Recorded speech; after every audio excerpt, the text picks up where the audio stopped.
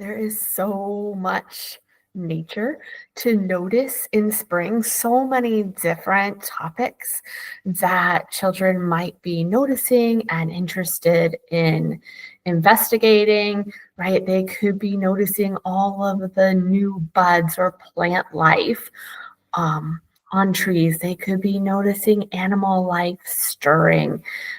They could be thinking about life cycles, whether that's plant life cycles or animal life cycles. They might be noticing changes in the weather or either long term in terms of seasons or those changes that whip back and forth in the spring. They could be noticing worms that are popping up on the ground. They could be thinking and playing with the mud or in the mud. And I'm sure you and your preschoolers could come up with so many other different topics that I haven't thought about right in this moment about all of the changes that happen in spring. Hello, I'm Nicole Dravillas-Fravel, and this is Wildwood Teaching.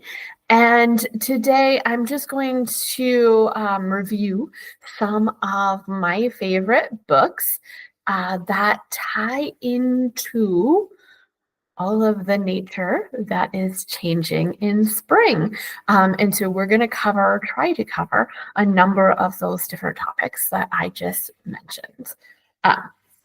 So first, we're going to look at What's New, Daniel by Misha Urcher. And Daniel's back. You might remember that I did Daniel Finds a Poem in one of my other roundups. But this time, Daniel is looking for new signs of spring with his grandfather. And I like this book because it's really set in an urban area. Daniel and his grandfather go to a park, just a city park, but they are still able to notice the signs of spring within that park, like the ferns and the leaves unfurling. And this is, kind of a great book to jumpstart maybe a scavenger hunt of can you find some signs of spring in whatever area you are. If that is an urban area like Daniel, or if you're in more of a suburban or rural area, you'll still be able to find some signs of spring. All right. In Like a Lion, Out Like a Lamb from Marion Dane Bauer takes a really literal look at that phrase, right? Spring comes in like a lion, out like a lamb, and that it is actually personified. Spring is personified as this lion that is tearing through the child's house, trailing mud and snow and bringing in sleet and rain and wind. But then thinking about, right, another spring phrase, right? April rain brings May flowers, right? In the end, the lamb brings a much more gentle landscape while the lion goes to sleep until the next year. So this is a good one to talk about the seasons, right? And changing weather patterns through each season. Another one that could be talking about the weather for the season is Warm Weather. It's a very simple text, right? 2 or 3 words on every page that really shows the joy of these 2 children playing in the rain. I like this because this really is a reflection of our spring and the rain that we get here in the Pacific Northwest, and even the worms, right, popping up from underground as their tunnels get flooded. And in fact, we actually have used this book in the past when we have been embarking on a worm investigation, but this book has a lot of tie-ins, right? We already talked about the weather. Or as these children are moving, right, they are jumping over the puddles, they are splashing in the puddles. And so it could just be about the joy of moving the human body and the vocabulary words that go along with that. Another one focused a little bit on the seasons and weather is Fletcher and the springtime blossoms. And Fletcher the fox in this book, I feel, is really a stand-in for a child's eye view and questions and wonder about the nature. At one point, Fletcher stands under a tree and the blossoms kind of float down above him, and he says it's snowing. And I actually have many different times when actual children have stood under the actual dogwood tree in our yard and said the same thing. It's snowing, and the joy of all those blossoms falling down among them.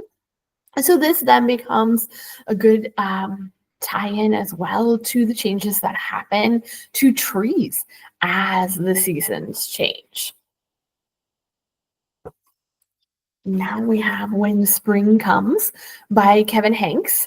And it's kind of a compare and contrast between the winter flora and fauna and spring flora and fauna like bare branches in the winter that then gain blossoms in the spring. And actually, my favorite page, I bookmarked it here.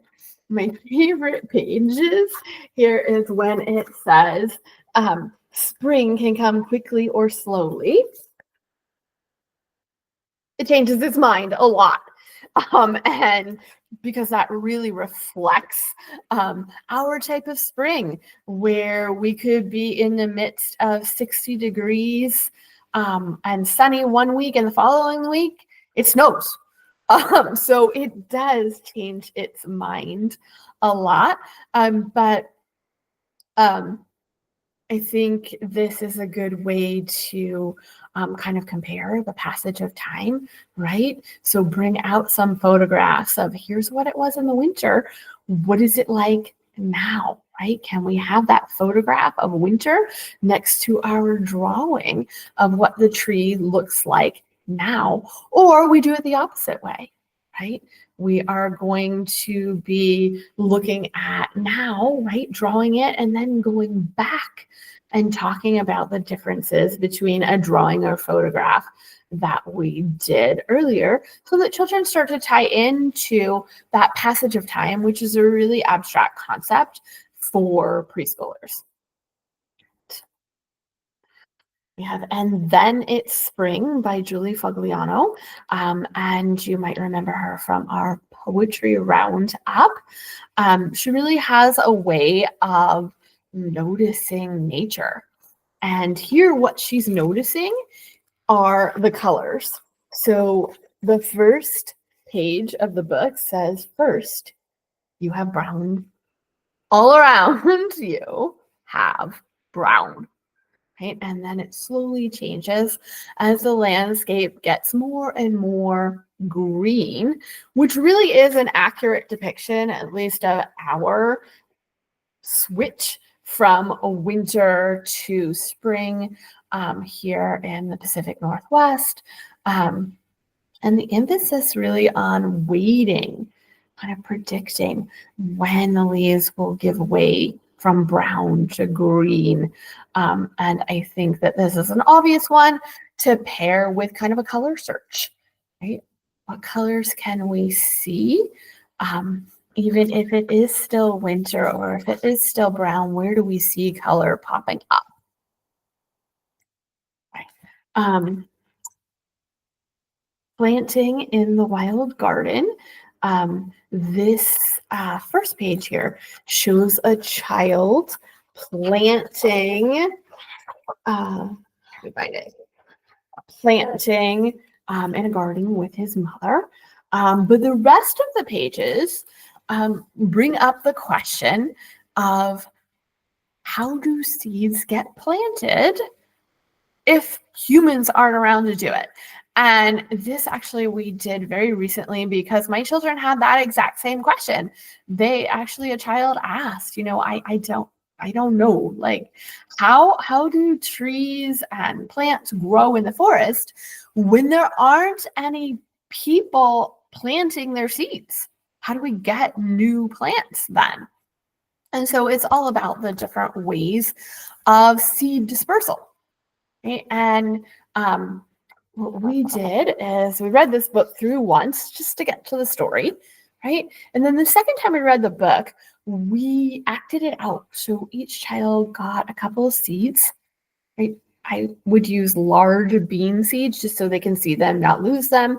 And then on each page, as it says what the animals are doing, it talks about an animal eating the berries, right? And some of them make it into their mouth and some of them fall onto the ground. So we would act out that page. And then, it talks about the seed sticking to the fur of an animal, of a rabbit. And as the rabbit jumps, the seed falls off and falls into the ground. So again, we are acting out that page. So the second time we're reading it, we're going slowly and giving time for the children to have that dramatization with the seed that they are holding. All right, so if you've looked at other picture book roundups with me, that I always include a wordless picture book. And this time my choice is The First Day of May by Enrique Koser Moriara. And it's a little bit of a quirky book in that each page has almost like a comic book spread on it. And I feel like the story is not necessarily straightforward. There is room for interpretation on many of the pages. And, what's kind of going on? I like the way that they show movement of the child racing toward the door from the window to the door. But I would encourage children to maybe really go slowly page by page, and you may not get through the whole book, of really having that power of deduction. What are the pictures possibly saying about what this child is doing? And here where the parent is reminding them, hey, you race toward the door, but you can't go outside yet because look what you forgot, your shoes. All right. You also know that I like to include nonfiction titles in all of my picture book roundups. And so Busy Spring here is kind of a 2-for-1 deal in that the first half of the book is a fictional account of a family getting their garden ready for in the springtime, getting it ready for planting. And then the second half of the book is the nonfiction piece about how animals and plants are changing and growing in the spring. So I would probably actually split this book into 2 separate readings. I would read that fictional piece as one story time and encourage children to have their own family stories, right? What is your family? Do you have a garden? Yes, no. What are some rituals that your family does, whether it's with the garden or with something else, that are seasonal to spring? And then on a very separate occasion, I would do the nonfiction piece and focus in on the changes of the plants and the animals as they react to the warming days and the longer hours of daylight that we're having. All right, the last one is snowman minus cold equals puddle. And so each page presents an equation, right? Where you have here bumblebees times flowers equals blueberries. How is that, right? So, well, it talks about then you have 2 or 3 sentences that explain the equation, that explain the science of bumblebees landing on flowers, moving the pollen, cross-pollinating things in order to have blueberries grow. So, just like the Busy Spring book, I would not read this book cover to cover in one fell swoop because it really invites questioning and discussion. I would bring up the book, right? Those little pieces of it in one of two ways. I'd either bring up pieces of it when it matches what you are focusing on. Um, there is a page here that talks about um, maple syrup. And so, I did that page right here, maple trees times buckets plus boiling equals sticky smile, right? I did that page in conjunction with us at a time when we were tapping our maple trees and waiting for the maple syrup. And so you can just kind of dive in and out of the book when it matches something that your group is noticing or investigating, or treat it like you would poetry and do 2 or 3, no more each day, so that you say the equation science plus poetry. Snowman minus cold equals puddle, right? And ask the children, what are you thinking about that? How does snowman, if you take away the cold, equal a puddle?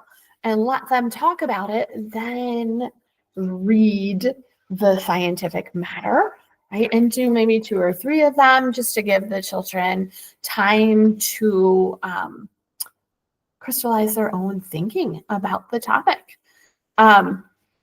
This is never an exhaustive list. So please get in touch with me. Comment below this video. Get in touch with me through Facebook, through Instagram. I want to know, what are your favorite spring books? If you use one of these books with the children, please let me know how it goes. And then join me here next week for another episode. Oh, do not join me here next week. I'm sorry.